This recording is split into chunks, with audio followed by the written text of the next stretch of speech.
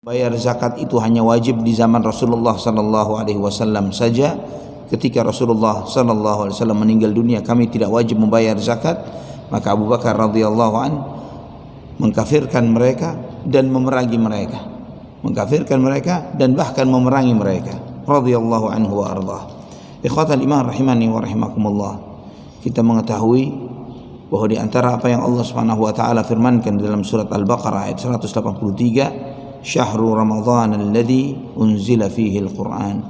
Ya ayyuhalladzina amanu kutiba alaikumus siyamu kama kutiba 'alal ladzina min qablikum la'allakum tattaqun.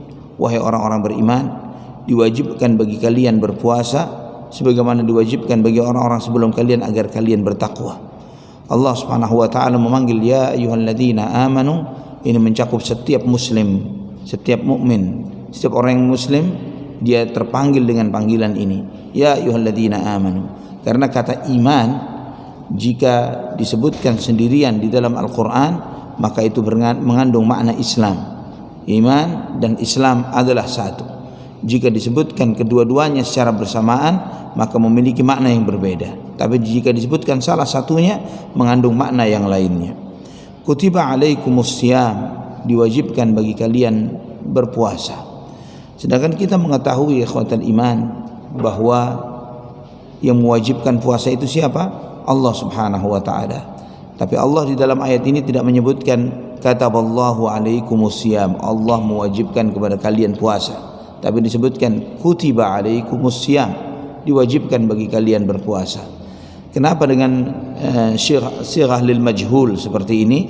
Karena untuk menunjukkan rahmat kasih sayang Allah Subhanahu wa taala kepada kita, kepada hambanya, bahwa ibadah puasa yang Allah wajibkan, Allah Subhanahu wa taala mewajibkan ibadah puasa ini bukan karena Allah ingin menyusahkan hambanya, bukan karena Allah Subhanahu wa taala ingin membuat hambanya ini menderita, bukan karena membuat hambanya ini supaya kelaparan dan kehausan, karena Allah Ar-Razzaq, Allah yang Maha memberi rizki. Allah yang memberikan rezeki kepada seluruh hambanya, manusia dan yang lainnya yang di seluruh alam semesta ini. Allah Ar-Razzaq, Allah yang Maha memberi rezeki. Jika Allah Subhanahu wa taala mewajibkan puasa yang dengannya seseorang tidak makan dan tidak minum pada waktu tertentu sampai dia berbuka, maka itu adalah demi kemaslahatan hambanya. Demi kemaslahatan hambanya, bukan karena Allah bakhil, bukan karena Allah Subhanahu wa taala menyetop rizki dari hambanya lah, tapi karena Allah Rahmanur Rahim, Ar-Raufur Rahim. Allah Maha Pengasih, Allah Maha Penyayang, Allah yang Maha tahu terhadap makhluk ciptaannya, terutama kita manusia, bahwa jika tubuh ini terus dibebani dengan makanan akan menimbulkan madarat, ya. Dan tubuh kita manusia ini tidak hanya terdiri atas fisik zahir, tulang dan daging dan darah saja, tapi di situ ada hati, di situ ada jiwa. Hati dan jiwa ini makanannya adalah ibadah, puasa. Ketika kita hanya mementingkan zahir kita, fisik kita, darah dan daging yang ada di tubuh kita, tapi kita tidak memperhatikan hati, hati ini akan kelaparan. Hati itu akan gersang, hati itu akan kering. Dan makanannya hati bertaqarrub kepada Allah Subhanahu wa taala, mendekatkan diri kepada Allah, beribadah kepada Allah Subhanahu wa taala. Dan Allah meringankan juga syariat ini dengan apa? Kama kutiba 'alal ladzina min qablikum. Sebagaimana juga hal ini diwajibkan kepada orang-orang sebelum kalian, bahwa kita tidak sendirian. Umat Muhammad sallallahu alaihi wasallam tidak sendirian di dalam menjalankan kewajiban puasa ini. Semua nabi, semua rasul menjalankan kewajiban ini. Semua nabi, semua rasul, dari rasul pertama Nuh alaihi salam sampai rasul terakhir Muhammad bin Abdullah sallallahu alaihi wasallam, semuanya diwajibkan menjalankan ibadah puasa dan merasa senasib sepenanggungan ini menjadikan beban itu menjadi ringan. Bahwa jangan dikira bahwa hanya umat Muhammad yang susah dengan ibadah puasa. Ini tidak susah. Ini sesuatu yang Allah Subhanahu wa taala wajibkan kepada manusia-manusia mulia, kepada umat-umat yang Allah sebutkan mereka di dalam Al-Qur'anul Karim, bahwa seluruh nabi, seluruh rasul mereka menjalankan ibadah puasa. . Ikhwatal iman rahimani wa rahimakumullah. Juga di dalam firman Allah Subhanahu wa taala, "Syahrul Ramadhan alladzi unzila fihi al-Qur'an hudan lin-nasi wa bayyinatin minal huda wal furqan, faman syahida minkum asy-syahra falyasum." Bulan Ramadan yang diwajibkan di dalamnya, yang diturunkan di dalamnya Al-Qur'an, yang merupakan petunjuk bagi manusia, yang merupakan penjelasan dari petunjuk itu, dan merupakan furqan yang membedakan antara yang hak dan yang batil. Maka barang siapa di antara kalian yang menemui bulan tersebut, hendaklah dia berpuasa. Ini di antara hikmah. Jika kita ditanya, kenapa bulan Ramadan? Kenapa puasa itu wajib di bulan Ramadan? Kenapa tidak di bulan Rajab misalnya, di antara bulan-bulan haram? Kenapa tidak di Dzulhijjah atau Dzulqa'dah? Ya, kenapa kok di Ramadan? Kenapa kok tidak di bulan yang lainnya? Hikmahnya adalah syahrul Ramadhan alladzi unzila fihi al-Qur'an. Bulan Ramadan adalah bulan yang di dalamnya diturunkan Al-Qur'an. Hikmahnya adalah itu. Karena Allah Subhanahu wa taala turunkan Al-Qur'an di bulan Ramadan. Al-Qur'an yang merupakan petunjuk bagi manusia, yang merupakan penjelasan dari petunjuk itu, dan yang merupakan furqan yang membedakan antara hak dan yang batil. Dan Allah berfirman, faman syahida, maka barang siapa yang menyaksikan. Seakan-akan Allah berfirman bahwa aku wajibkan bulan puasa, bulan Ramadan sebagai bulan kalian berpuasa adalah karena aku turunkan Al-Quran di bulan Ramadan. Karena aku turunkan Al-Quran di bulan Ramadan. Dan ikhwatal iman, segala sesuatu yang bersinggungan dengan Al-Quran pasti mulia. Segala sesuatu yang bersinggungan dengan Al-Quran pasti dimuliakan oleh Allah Subhanahu wa ta'ala. Kita mengetahui bahwa bulan yang diturunkannya Al-Quran di bulan tersebut, Allah muliakan bulan itu, bulan Ramadan. Malam diturunkannya Al-Quran, Allah jadikan malam ini adalah malam terbaik sepanjang tahun, Lailatul Qadar. Inna anzalnahu fi Lailatul Qadar. Sesungguhnya kami turunkan Al-Quran pada malam kemuliaan. Malaikat yang membawa Al-Quran, membawa wahyu ini kepada Nabi Muhammad sallallahu alaihi wasallam, malaikat ini adalah malaikat yang paling mulia, malaikat Jibril alaihi salam.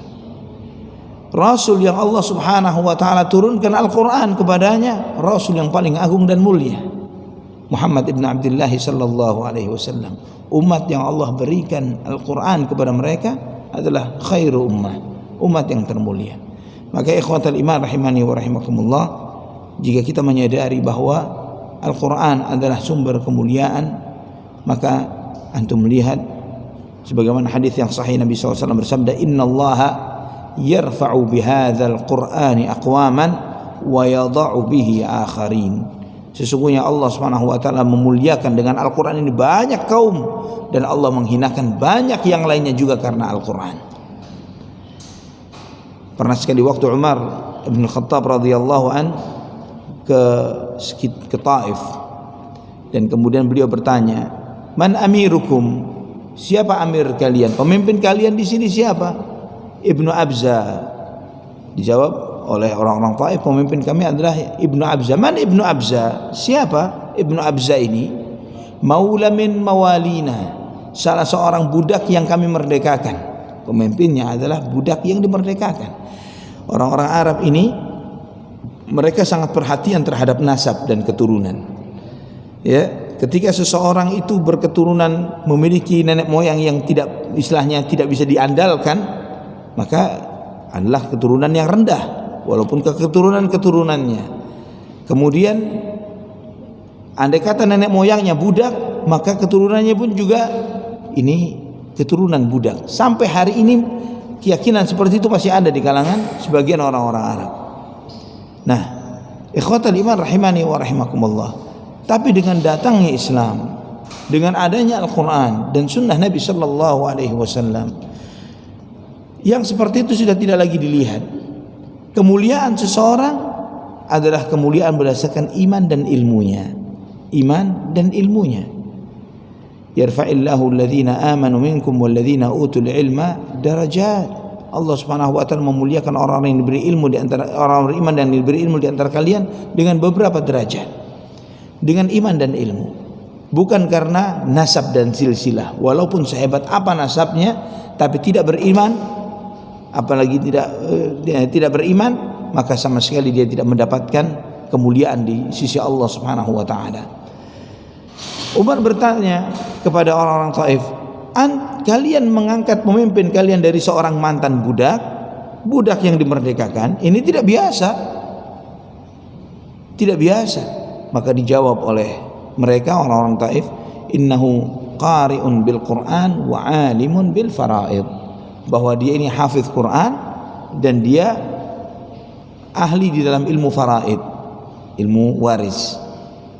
Kemudian Umar bin Khattab mengatakan sami'i wa amma ana fa aqul fa sami'tu Rasulullah sallallahu alaihi wasallam yaqul inna Allah yarfa'u bi hadzal Qur'ani aqwaman wa yadh'u bihi akharin.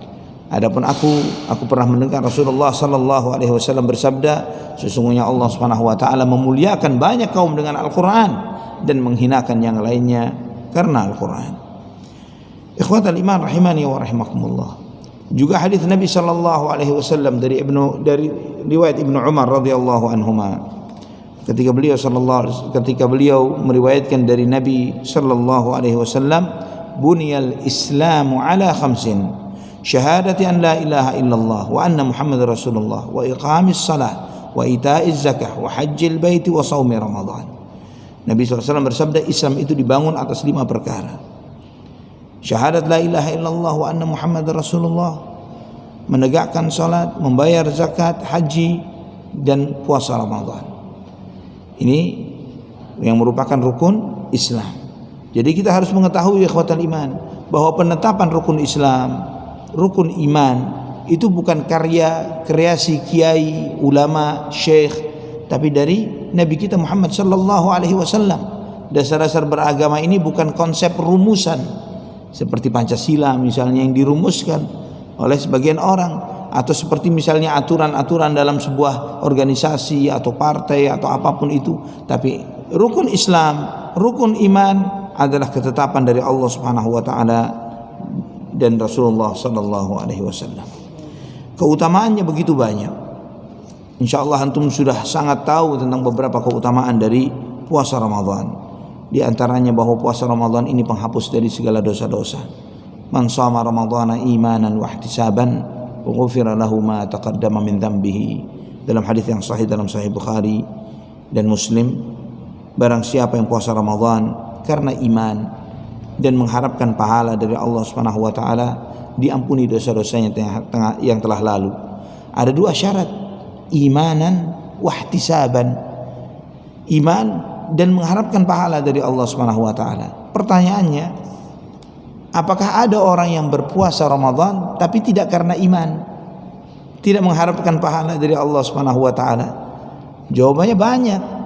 Yang puasa Ramadan karena tradisi, karena rutinitas tahunan, sehingga ritual tahunan ini diikuti dengan ritual tahunan ikutan dari puasa Ramadan.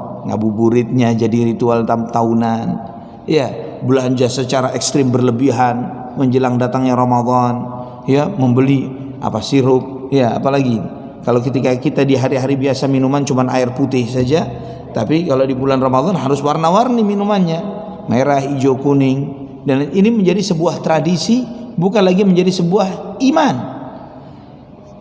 Apa yang membedakannya? Iman itu dengan meyakini bahwa yang kita jalankan ini perintah Allah Subhanahu wa taala.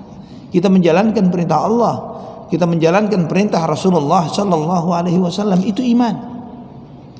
Bahwa kita menjalankan ini bukan hanya karena ikut-ikutan, tapi karena iman kepada Allah Subhanahu wa taala, dan ihtisaban, mengharapkan pahala dari Allah Subhanahu wa taala. Dan ini menunjukkan apa? Bahwa sebagian orang yang mengajarkan bahwa ikhlas itu tidak mengharapkan pahala. Ikhlas itu adalah yang penting ibadah kepada Allah, walaupun tidak dinilai pahala, walaupun nantinya kita dimasukkan neraka misalnya, kita yang penting ikhlas saja mengharapkan wajah Allah. Ada yang mendefinisikan ikhlas itu dengan seperti ini. Inilah definisi ikhlas yang salah. Ya, ikhlas itu beribadah karena Allah, mengharapkan rahmatnya dan menjauhi azab, menjauhi murka dan azabnya. Itu ikhlas. Kenapa kita mengharapkan rahmat Allah, mengharapkan surga, mengharapkan pahala? Karena Allah yang perintahkan. Allah yang perintahkan. Kenapa kita menjauh dari azab dan murkanya, menjauh dari api neraka? Karena Allah yang perintahkan. Allah perintahkan wasari'u ila maghfiratin min rabbikum wa jannatin 'arduha as-samawati wal ard u'iddat lil muttaqin. Bergegaslah kalian menuju ampunan Tuhan kalian dan surga yang lebarnya selebar langit dan bumi yang disediakan bagi orang yang bertakwa. Allah perintahkan kita untuk mencari ampunan dan mencari surga. Ya, qu anfusakum wa ahlikum nara, jaga dirimu dan keluargamu dari api neraka. Allah perintahkan kita untuk melarikan diri, menjauhkan diri dari api neraka. Jadi jangan sampai kita, karena sebagian orang ikhlas itu jangan beribadah seperti budak yang butuh kompensasi, yang butuh imbalan. Allah yang suruh kita untuk mengharapkan itu. Ya, kita ini memang budak. Dalam bahasa Arab budak itu abd. Ya, abd itu budak. Abdullah, hamba Allah. Kita ini memang diperintah dan kita menjalani sesuai dengan apa yang diperintahkan oleh Allah Subhanahu wa taala. Ikhwatal iman rahimani wa rahimakumullah. Juga dalam hadis yang sahih yang diriwayatkan Imam Bukhari dan Muslim dan yang lainnya, Nabi sallallahu alaihi wasallam bersabda, hadis ini dari sahabat Abu Hurairah radhiyallahu an, kullu amal ibni adam lahu illa siyam fa innahu li wa ana ajzi bih was-siyamu junnah fa idza kana yawma sawmi ahadikum fala yarfuth wa la yaskhab wa la yajhal fa in syatamahu ahadun aw qatalahu falyaqul inni sa'im والذي نفس محمد بيده لخلوف فم الصائم أطيب عند الله يوم القيامة من ريح المسك وللصائم فرحتان يفرحهما إذا أفطر فرح بفطره وإذا لقي ربه فرح بصومه. Nabi SAW bersabda, setiap amalan anak manusia adalah untuknya kecuali puasa. Puasa itu untukku dan aku yang membalasnya. Maksudnya apa hadis ini? Setiap amalan manusia untuknya kecuali puasa. Emang untuk siapa puasa ini? Apakah Allah butuh puasa? Allah tidak butuh puasa hambanya. Ya, Allah Subhanahu wa taala tidak membutuhkan ibadah apapun yang kita lakukan. Tapi kenapa dalam hadis ini Allah Subhanahu wa taala berfirman dalam hadis qudsi ini, illa siyam fa innahu li wa ana ajzi bi. Puasa itu untukku, aku sendiri yang membalasnya. Ikhwatal iman rahimani wa rahimakumullah. Dijelaskan oleh para ulama, di antara Syekh Muhammad Shalih Al-Utsaimin rahimahullah, beliau menjelaskan bahwa maksud dari hadis ini adalah setiap amalan kita nantinya ketika kita dihisab oleh Allah Subhanahu wa taala, semua kebaikan-kebaikan itu akan dikompensasikan dengan dosa-dosa. Ya, ditimbang kebaikan dan keburukan.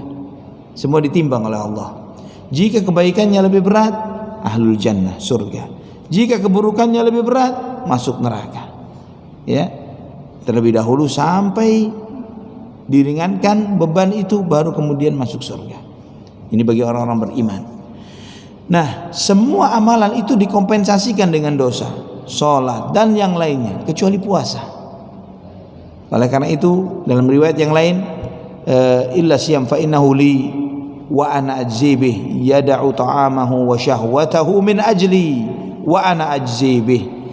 Dia meninggalkan makannya dan minumannya dan syahwatnya karena aku yang akan membalasnya. Allah sendiri yang membalasnya. Jadi pada yaumul hisab, ketika ditimbang semua amalan, maka malaikat mengatakan, ya Allah, semua hitungan amalannya sudah selesai, kecuali hitungan satu ibadah yang kami tidak tahu hitungannya, yaitu ibadah puasa. Ya, fa innahu li wa ana ajzi bih. Engkau yang menyampaikan, ya Allah, itu aku sendiri dan aku sendiri yang akan membalasnya.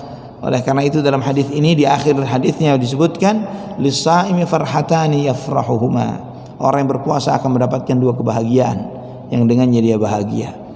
Yang pertama bahagia ketika berbuka puasa, dan yang kedua adalah bahagia ketika nanti berjumpa dengan Tuhannya. Itulah kebahagiaan yang dinanti-nanti oleh setiap orang yang berpuasa, yaitu ketika kita kembali kepada Allah Subhanahu wa taala. Ketika mungkin wal'iyadzu billah seseorang sudah begitu putus asa dengan rahmatnya Allah Subhanahu wa taala karena melihat gunungan-gunungan dosanya, dan ternyata semua catatan amal kebaikan yang telah dilakukannya belum bisa menjadi kompensasi terhadap dosa-dosanya itu. Nah, di saat itu puasa Allah yang membalasnya. Di saat itu dia akan bergembira ketika berjumpa Allah Subhanahu wa taala dengan puasanya. Dan kita mengetahui juga ketika kita berbuka puasa. Berbuka puasa ini sangat membahagiakan. Senangnya menghadapi buka puasa jauh lebih ketimbang ketika senangnya kita nanti sebentar lagi kita sarapan. Jauh ketika kita nanti makan siang. Semua menyadari, semua merasakan akan hal ini. Dan seringkali Anda sering menyampaikan bahwa jika orang-orang yang tidak puasa di bulan Ramadan tahu bahagianya menanti buka puasa, mestinya mereka puasa. Itu saja. Kita tidak ngomong bahagianya nanti berjumpa Allah Subhanahu wa taala. Ini terlalu jauh bagi mereka. Maka seringkali antum tadi tidak puasa hari ini, antum sarapan, antum makan siang hari ini. Dengan kami buka puasa, bahagianya kami menghadapi buka puasa kami jauh berlipat-lipat ketimbang senangnya Anda ketika Anda mengkonsumsi sarapan dan makan siang Anda tadi. Dan itu wakil, itu satu yang realita yang tidak bisa dipungkiri oleh siapapun yang menjalankan ibadah puasa. Dan Nabi sampai bersumpah demi Allah. Nabi SAW kemudian menyampaikan, maka jika kalian sedang berpuasa, janganlah kalian berkata-kata yang keji, janganlah mencaci maki, mengumpat, dan janganlah bersikap-sikap yang jahil.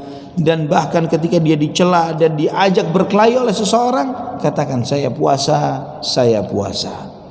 Ya, ini ungkapan apa? Saya puasa ya, saya puasa. Apakah ungkapan ria?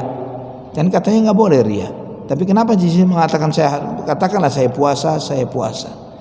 Ikhwatal iman, ungkapan ini adalah bentuk penghormatan kita kepada ibadah yang kita lakukan karena Allah Subhanahu wa taala. Adalah bentuk penghormatan kita kepada ibadah yang kita lakukan karena Allah Subhanahu wa taala. Bahwa ketika seseorang mencaci maki kita, menghina kita, mengajak kita berkelahi, yang mengajak kita bermasalah, kita menghindarinya bukan karena kita lemah. Kita menghindarinya bukan karena kita takut atau menjadi pengecut. Kita menghindarinya karena kita sedang melakukan sesuatu yang kita harapkan kedudukan dan kemuliaannya dan pahalanya di sisi Allah Subhanahu wa taala. Karena kita sedang melakukan puasa Ramadan yang kita harapkan pahalanya di sisi Allah Subhanahu wa taala. Nabi bersumpah demi Allah yang jiwa Muhammad berada di tangannya, perubahan bau mulut orang yang berpuasa itu lebih harum di sisi Allah pada hari kiamat melebihi harumnya minyak wangi yang paling harum sekalipun. Kita tahu bahwa ketika seorang tidak makan dan tidak minum untuk sekian jam, sekian waktu, maka berubah bau mulutnya menjadi sangat tidak enak. Ya, sangat tidak enak. Tapi perubahan ini ikhwatal iman yang dilakukan oleh orang yang berpuasa, perubahan itu karena Allah. Segala perubahan fisik yang terjadi karena Allah adalah mulia di sisi Allah. Perubahan fisik yang terjadi karena Allah. Seseorang yang melaksanakan ibadah haji, melaksanakan ibadah haji dengan pakaian ihram, ketika wukuf di Arafah dia lusuh, dia berdebu, tapi dia lakukan itu karena Allah Subhanahu wa taala, maka Allah membanggakan mereka di hadapan para malaikat-malaikatnya. Lihatlah hamba-hambaku ini, dia lusuh, dia berdebu karena aku. Allah banggakan itu di hadapan para malaikatnya. Demikian pula para syuhada, orang-orang yang mati syahid di jalan Allah Subhanahu wa taala, ya, syahid dalam jihad yang syar'i, ya, bukan jihad yang fitnah, ya, seperti yang dilakukan oleh sebagian orang yang kemudian melakukan aksi-aksi teror, pasang bom, meledakkan diri. Jika yang seperti itu jihad, begitu gampangnya mati syahid, ya, begitu gampangnya mati syahid jika yang seperti itu jihad. Dan Nabi SAW juga pernah menghadapi di satu fase di dalam dakwahnya selama 13 tahun di kota Makkah, beliau hidup dalam kondisi tertindas, terintimidasi, dizalimi, disakiti, ya, beliau dan para sahabatnya kaum mukminin, dia mengalami hal yang seperti itu. Tidak pernah sedikit pun Nabi menginstruksikan kepada para sahabat atau sebagian sahabat untuk melakukan tindakan yang bersifat intimidasi, teror, penculikan, walaupun yang diculik berhala misalnya. Ya, ada berapa berhala di Makkah pada waktu itu? 300-an lebih. Ya, 300-an lebih berhala di sekitar Ka'bah. Bahkan di dalam Ka'bah pun ada berhala.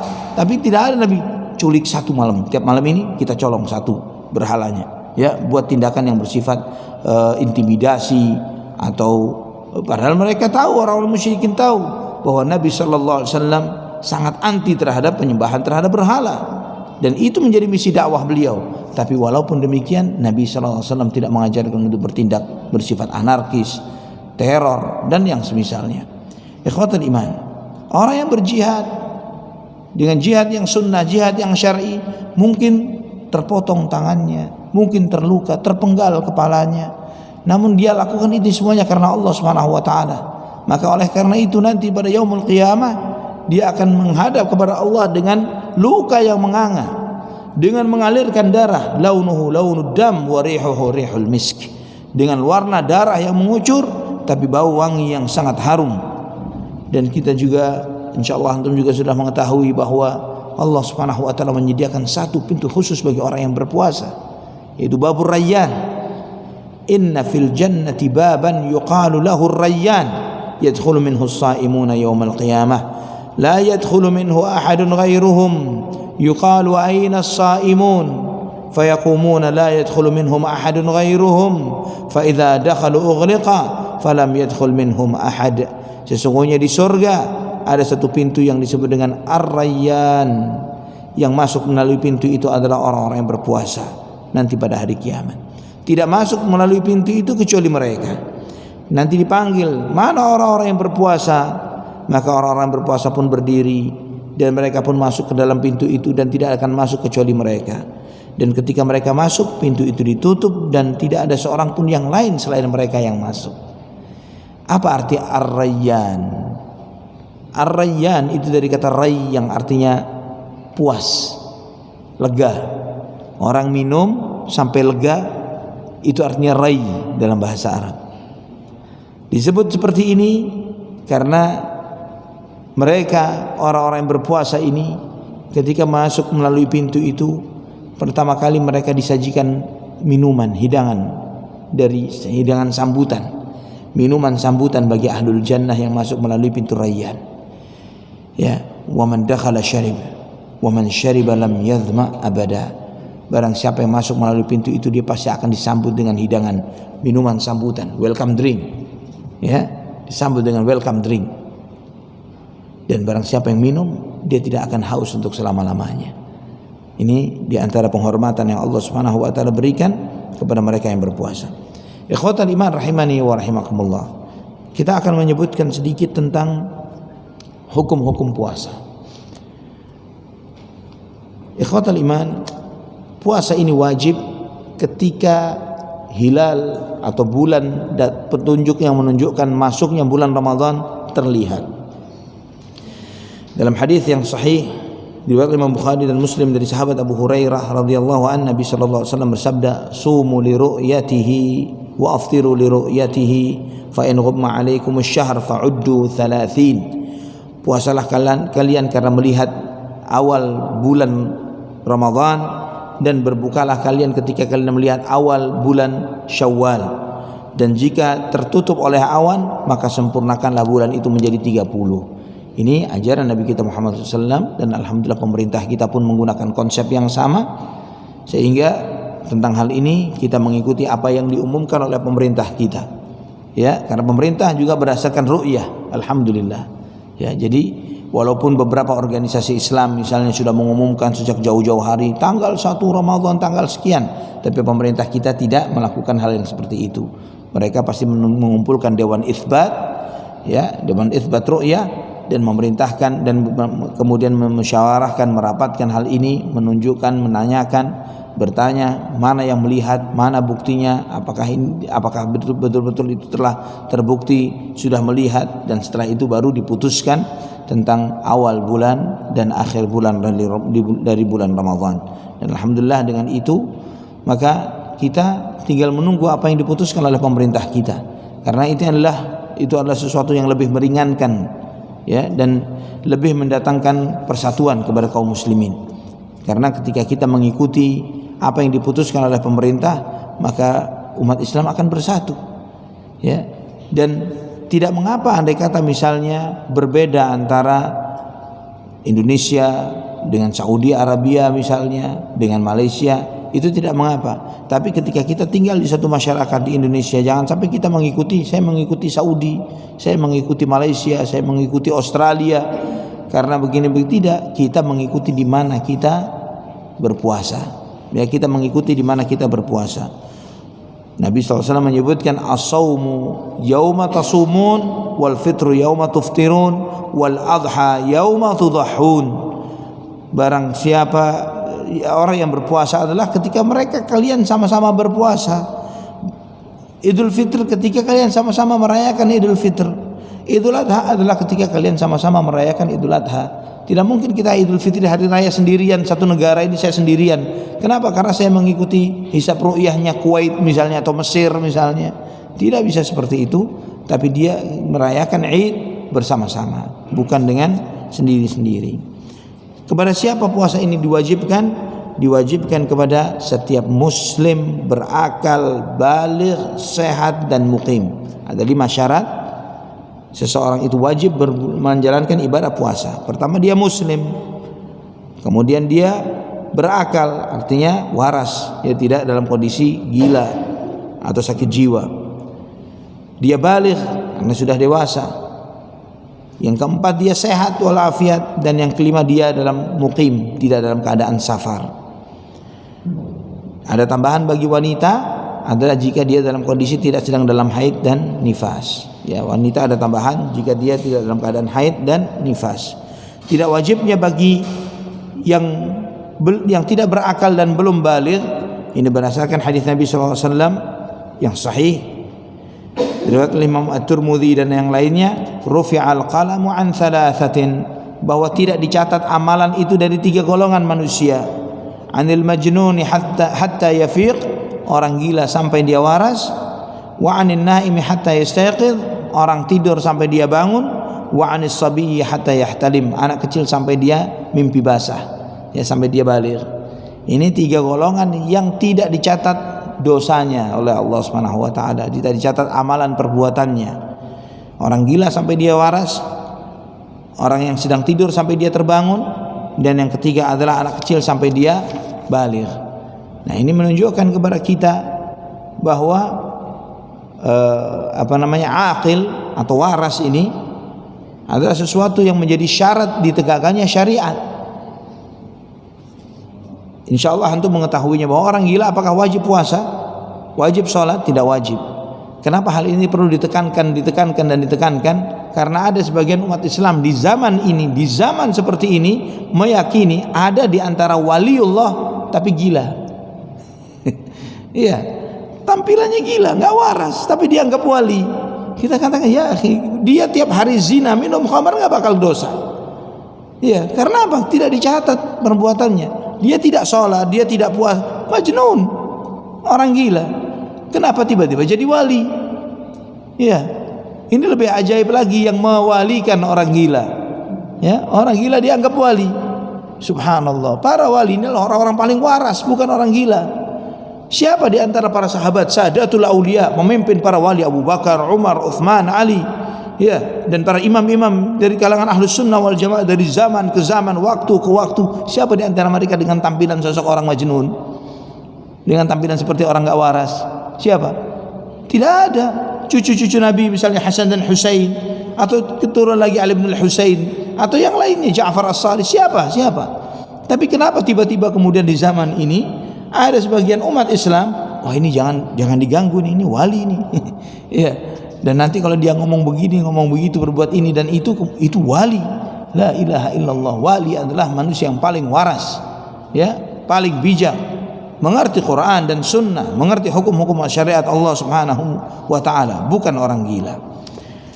Adapun orang yang sedang sakit dan safar tidak wajib berdasarkan firman Allah surat Al-Baqarah ayat 184, "Wa man kana maridan aw 'ala safarin fa 'iddatun min ayyamin ukhar."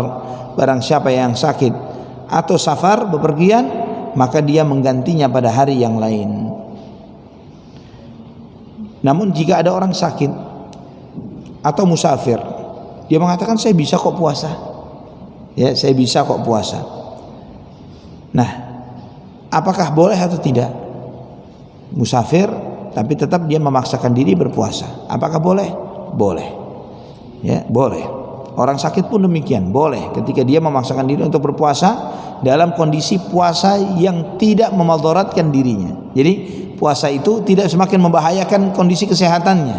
Namun jika kondisi sakitnya dengan dia berpuasa akan semakin membuat sakit semakin parah, malah haram hukumnya bagi orang tersebut untuk berpuasa. Dia tidak boleh berpuasa jika puasanya menyebabkan dirinya semakin madarat, semakin memperburuk kondisi kesehatannya. Nah, sekarang pertanyaannya, bagi musafir atau orang yang sakit yang mampu berpuasa dan tidak berbebani walaupun dia dalam kondisi sakit atau safar, mana lebih afdal, puasanya atau tidak puasanya? Mana lebih utama? Nah, ini seringkali menjadi perdebatan di antara umat Islam.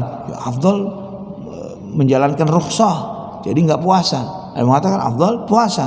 Yang benar adalah sesuai kemampuan. Jadi jika dia mampu untuk tidak puasa, dia mampu untuk tetap puasa walaupun dia musafir, walaupun dia sakit, tapi dia mampu untuk itu, maka puasa baik untuk dirinya.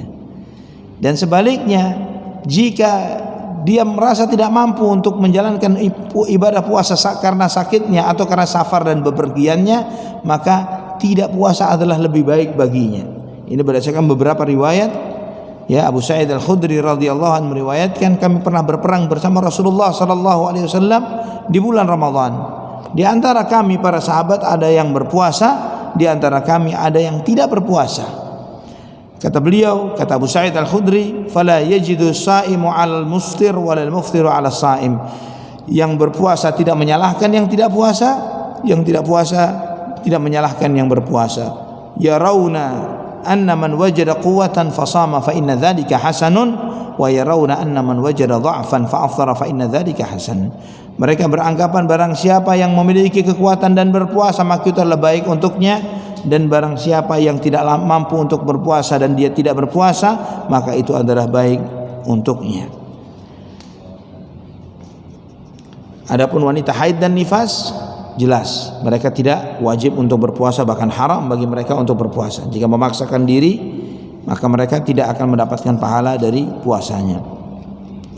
Bagaimana dengan laki-laki dan wanita tua yang sangat tua ya, sehingga dia sudah pikun, sudah sangat lemah, dan termasuk dalam hukum mereka adalah orang yang mengalami sakit menahun. Ya mungkin belum tua, laki-laki atau wanita yang belum tua tapi stroke misalnya, ya mengalami sakit menahun yang tidak ada harapan untuk sembuh. Yang seperti ini mereka tidak wajib puasa dan cukup menggantikan dengan memberikan fidyah, setiap harinya memberi makan kepada satu orang fakir miskin. Ya wa 'alal ladzina yutiqunahu fidyatun ta'amu miskin. Bagi mereka yang tidak sanggup untuk menjalankannya, cukup membayar fidyah dengan memberi makan satu orang fakir miskin. Memberi makan kepada satu orang fakir miskin per harinya. Jadi ikhwatal iman, memberi makan satu kali dalam sehari bagi satu orang fakir miskin karena puasa yang ditinggalkannya, di dalam memberi makan berapa banyak? Satu porsi makanan, ya, satu porsi makanan. Jadi apakah 3 porsi sehari? Tidak, 3 kali bukan, tapi 1 porsi. Dan kemudian yang berikutnya adalah bagaimana dengan wanita hamil dan menyusui. Ini yang seringkali dipertanyakan, bagaimana dengan wanita hamil dan menyusui? Wanita hamil dan menyusui, jika mereka tidak sanggup menjalankan puasa karena akan semakin memberatkan dirinya dan bahkan mengkhawatirkan kondisi janin yang dikandung atau yang disusuinya, maka cukup bagi mereka dengan membayar fidyah. Ya, dia tidak puasa, dia cukup bayar fidyah dan tidak perlu bayar puasanya. Ya, tidak perlu bayar puasanya. Tidak perlu membayar puasa. Berdasarkan apa yang disampaikan oleh Ibnu Umar, beliau mengatakan, Ibnu Abbas, bahwa dibolehkan bagi laki-laki tua dan wanita tua yang tidak mampu menjalankan ibadah puasa untuk berbuka jika dia mau atau tidak berpuasa, dan menggantikannya dengan memberi makan setiap harinya satu orang fakir miskin, dan dia tidak perlu mengqadha'nya. Dan juga ini berlaku, kata Ibnu Abbas radhiyallahu anhuma, termasuk juga kepada wanita dan wanita yang hamil atau menyusui. Jika mereka mengkhawatirkan janin yang dikandungnya, maka cukuplah dia menggantikannya dengan membayar fidyah dan tidak perlu mengqadha. Demikian pula Ibnu Umar, tadi Ibnu Abbas, demikian pula Ibnu Umar ketika salah seorang putri beliau yang dinikahi oleh seorang laki-laki dari laki-laki Quraisy, ketika itu sedang hamil, haus di tengah hari di bulan Ramadan, maka Ibnu Umar memerintahkan putrinya tersebut untuk berbuka puasa, makan, artinya membatalkan puasa dan menggantikan dengan membayar fidyah saja tanpa mengqadha puasanya. Jadi tidak perlu bayar puasanya. Rukunnya puasa ada dua. Yang pertama niat, dan kedua menahan diri dari segala yang membatalkan puasa. Yang pertama niat, yang kedua adalah menahan diri dari segala sesuatu yang membatalkan puasa. Niat itu amalan hati. Apakah boleh merapel niat sekali niat untuk 1 bulan penuh? Ikhwatal iman, ibadah puasa ini walaupun diwajibkan di 1 bulan Ramadan, tapi ibadah bulan Ramadan itu adalah harian, bukan bulanan. Maksudnya apa? Setiap harinya ada awal dan akhirnya. Seperti sholat sehari semalam. Sholat sehari semalam ini ada 5 sholat, yang masing-masing ada waktunya sendiri-sendiri. Demikian pula dengan ibadah Ramadan, adalah setiap harinya ada startnya, ada endingnya, ada start, ada finishnya masing-masing. Maka tidak bisa niatnya dirapel sebulan penuh. Setiap malam harus dia niatkan ibadah berpuasa itu. Ketika seorang sudah insya Allah malam ini sahurnya jam sekian, atau nanya nanti malam sahurnya apa, menunya apa, ini sudah menunjukkan bahwa niat berpuasa. Pasti niat berpuasa, walaupun tiba-tiba dia terlewat tidak bangun makan sahur, ya, tapi dia semalam sudah niat sahur, itu menunjukkan bahwa dia niat berpuasa. Menahan diri dari segala sesuatu yang membatalkan puasa. Yang membatalkan puasa ini ada 6, ya, ada 6 yang membatalkan puasa. Ini perlu dipahami, ya, dihafal dan dipahami. Yang pertama dan yang kedua, makan dan minum sengaja. Sengaja makan dan minum. Jika tidak sengaja, maka tidak batal. Ya, tidak sengaja makan semangkok soto misalnya, tidak sengaja habis itu minum sesudahnya es 1 gelas. Ya, setelah itu baru diingat, loh nggak puasa, astagfirullahaladzim. Ya, itu sudah nggak mengapa, ya, walaupun semangkok soto dan 1 gelas es campur misalnya, masya Allah. Ini tidak batal puasanya dan dia melanjutkan puasanya. Ini yang ke-1 dan kedua, makan dan minum dengan sengaja. Yang ketiga, muntah dengan sengaja. Muntah dengan sengaja. Nah, kalau muntah tidak sengaja, batal puasa tidak? Tidak. Ya, sebagian orang mengatakan, saya muntah jadi batal. Ya, muntahnya karena apa? Karena misalnya masuk angin, kemudian dia muntah, setelah itu dia fisiknya kuat, dia bisa melanjutkan puasanya. Muntah ini tidak membatalkan puasa, kecuali kalau dia sengaja memuntahkan dirinya, dia membuat dirinya muntah, maka itu yang membatalkan puasa. Man dzara'ahul qai'u falaysa alaihi qada'un wa man istaqa'a fa alaihi amdan falyaqdi. Barang siapa yang tidak sengaja dia muntah, dia tidak perlu mengqadha puasanya. Namun yang sengaja memuntahkan, maka dia harus membayar puasanya itu. Ini yang ketiga. Yang keempat dan yang kelima, haid dan nifas. Haid dan nifas. Yang 4 dan kelima. Ya, cepat ya, sudah 5 sudah. Ya. Dan haid ini walaupun pada detik-detik terakhir, misalnya maghrib jam 6, jam 6 kurang 15 menit seorang wanita yang sudah berpuasa dari subuh, jam 6 kurang 15 menit keluar darah, maka hari itu dia harus bayar. Ya, di hari itu dia harus bayar, walaupun ini kurang 15 menit lagi buka puasa, ya sudah, dia batal hari itu dan dia harus membayarnya setelah Ramadan. Yang keenam adalah jima', ya, hubungan suami istri di siang hari di bulan Ramadan. Hubungan suami istri di siang hari di bulan Ramadan. Ini adalah 6 pembatal puasa, dan jika seseorang melakukan yang keenam ini ada dendanya. Apa dendanya itu? Nabi SAW bertanya kepada seorang yang melakukan ini, apakah engkau memiliki seorang budak yang bisa kamu merdekakan? Orang itu mengatakan tidak. Ditanya lagi oleh Nabi, apakah kamu bisa membayar dengan menjalankan ibadah puasa 2 bulan berturut-turut? Ya, ini diantara dendanya ketika sengaja membatalkan puasa di siang hari di bulan Ramadan dengan berhubungan suami istri. Gantinya per harinya itu dia bayar berpuasa 2 bulan berturut-turut. Kemudian yang ketiga Nabi SAW bertanya, apakah kamu bisa memberi makan kepada 60 orang fakir miskin? Sittina miskinan, 60 orang fakir miskin.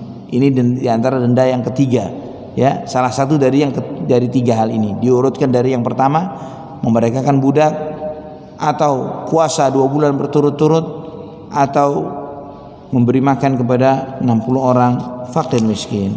Wallahu a'lam bishawab. Sampai di sini, sebelum kita tutup silakan jika ada yang ditanyakan.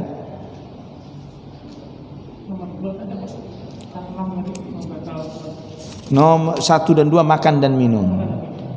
1 dan 2 makan dan minum. Bismillah.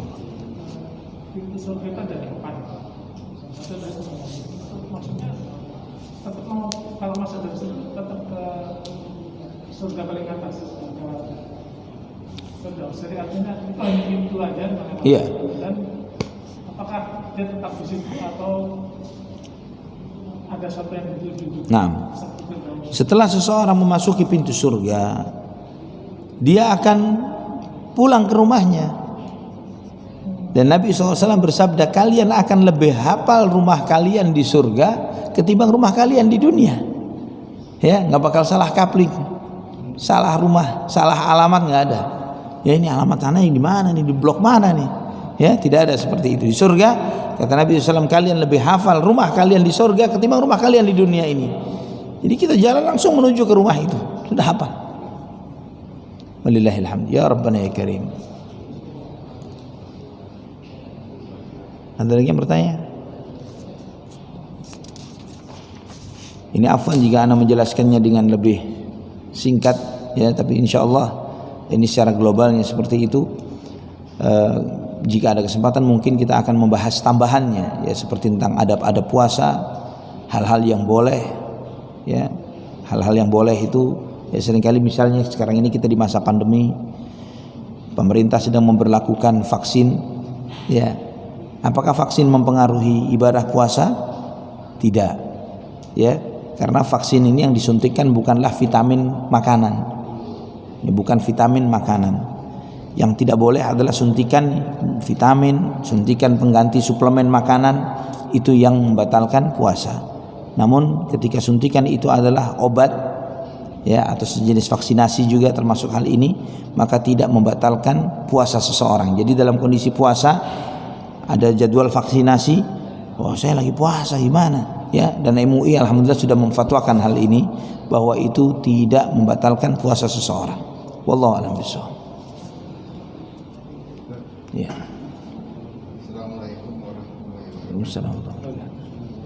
Mengenai niat, kadang-kadang ada yang sudah rutin puasa gitu, tidak ada kehendak ataupun ingatan untuk melakukan niat itu secara khusus, tapi udah seakan-akan sesuatu yang rutin aja.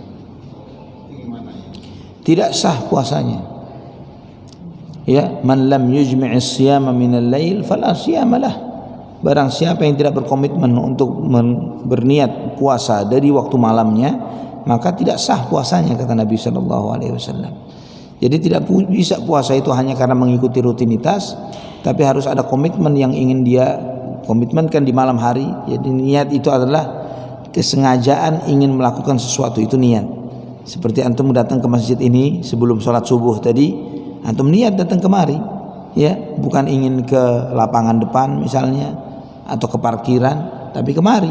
Kesengajaan ingin melakukan sesuatu itu adalah niat, ya, bukan cuma sekedar menjalani sebuah rutinitas. Karena niat ibadah harus ibadah, ya, niatnya ibadah haruslah dengan menjalani ibadah. Itulah kenapa misalnya mandi, ada mandi yang nilainya ibadah, ada mandi yang nilainya tradisi, kebiasaan, ya. Mandi yang rutinitas kita pagi sore itu tradisi, kebiasaan, tapi mandi wajib itu ibadah, ya. Apa yang membedakannya? Secara global sama sifatnya mandi itu meratakan air ke seluruh tubuh, tapi yang membedakan adalah niatnya, niat. Wallahu a'lam bishawab. ucapkan. Niat yang dilafazkan tidak ada, ya. Tidak perlu nawaitu shauma ghadin dan sebagainya, tidak perlu seperti itu, karena melafazkan niat ini tidak diajarkan dan dicontohkan oleh Nabi kita Muhammad sallallahu alaihi wasallam. Ya, tidak perlu melafazkan niat, karena niat itu amalan hati, bukan amalan lisan. Ya. Maka Anda berikan contoh tadi, antum datang ke masjid ini pasti niat.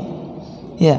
Apakah antum melafazkan saya ingin berangkat ke Masjid Al-Falah untuk menjalankan ibadah salat subuh 2 rakaat sebagai makmum lillahi ta'ala misalnya dari rumah? Tidak perlu melafazkan, karena niat itu adalah kesengajaan hati ketika ingin melakukan suatu perbuatan, itu adalah niat. Wallahu a'lam bishawab.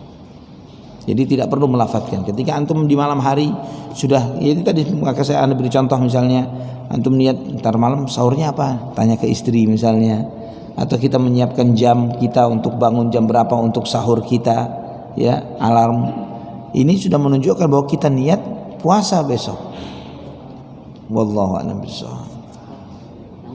Kalau yang hukuman tadi orang yang jima, dia kan mampu buat ngebebasin kita, mampu juga buat puasa 2 bulan itu, atau mengasih makan 60 orang.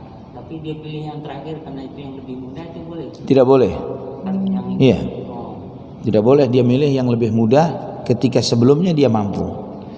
Ya, mampu dia 2 bulan berturut-turut puasa, 2 bulan berturut-turut. Ya, ini bukan opsional. Ya.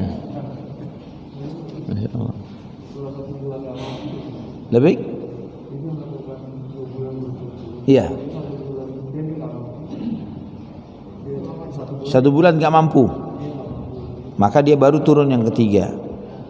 Ya, ketika dia sudah coba 1 bulan gak mampu, ya, ini yang 1 bulan Ramadan aja ada bolongnya ini, ya, ini suruh 2 bulan, ya, akhirnya setelah dia coba dengan waktu dia nggak sanggup, maka dia masuk yang opsi yang ketiga. Kalau mengucapkan salam ada pahala 10 sampai 30 ada nilai pahalanya. Ya, ya. Apakah ada pahala niat puasa kemudian besoknya lupa atau terlambat seperti puasa Senin Kamis misalnya? Dia niat malam sudah nyiapkan sahur, mati tiba-tiba bangunnya azan, besoknya kerja keras, jadi dia tidak bisa puasa, harus sahur kan, itu apakah ada nilai? Ini untuk puasa sunnah ya? Puasa sunnah kan nilai pahala yang. Iya. Puasa sunnah itu berpahala bagi seseorang yang tidak meniatkannya dari malam. Misalnya hari ini kita belum makan belum minum misalnya, terus kemudian jam 10 belum sarapan, belum apa, belum masukkan makanan, puasa aja deh misalnya gitu kan ya. Nah, pahala puasa itu dihitung sejak niat puasa, ya, dihitung sejak niat puasa. Jadi misalnya sadarnya baru setelah ba'da zuhur, oh subhanallah saya belum makan belum minum nih sampai jam segini, puasa aja deh, ya dihitung dari zuhurnya tadi sampai maghrib. Karena innamal a'malu binniyat, setiap amalan itu karena niatnya. Wallahu a'lam bishawab. Satu lagi, kalau misalnya kita sahur nih, udah waktu yang sangat, udah kedengaran adzan, tapi kita harus minum obat,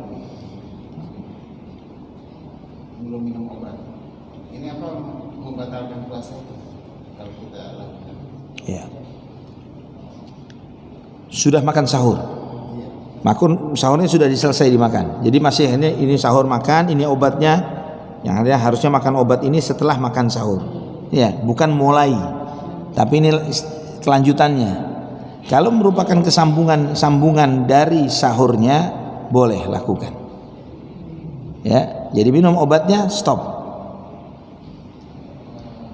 Tidak boleh lebih dari itu. Ya, karena dalam sebuah hadis dan hadisnya sahih, idza sami'a ahadukum an-nidaa wal ina'u fil yadihi fala yadh'hu hatta yaqdiya minhu hajatahu. Jika salah seorang di antara kalian mendengar azan dan minuman di tangannya, Artinya lagi sahur belum minum, dengar azan, jangan ditaruh minumannya, minum sampai selesai baru stop. Ya, termasuk dalam konteks ini wallahu a'lam bishawab adalah minum obat yang memang itu suatu keharusan yang jadwalnya memang di saat waktu makan sahur.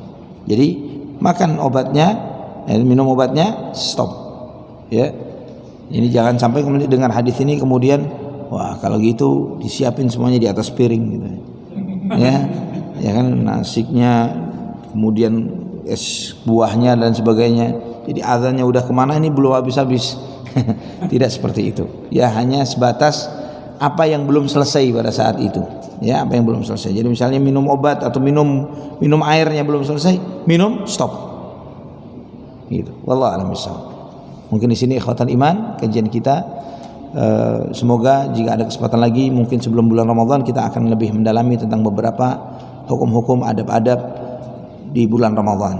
Semoga Allah Subhanahu wa taala mempertemukan kita dengan bulan Ramadan dan semoga Allah Subhanahu wa taala menjadikan kita di antara hamba-hambanya yang masuk surga melalui pintu Rayyan. Amin ya rabbal alamin. Aqulu qouli hadza subhanakallahumma bihamdik asyhadu an la ilaha illa anta astaghfiruka wa atubu ilaik. Wassalamu alaikum warahmatullahi wabarakatuh.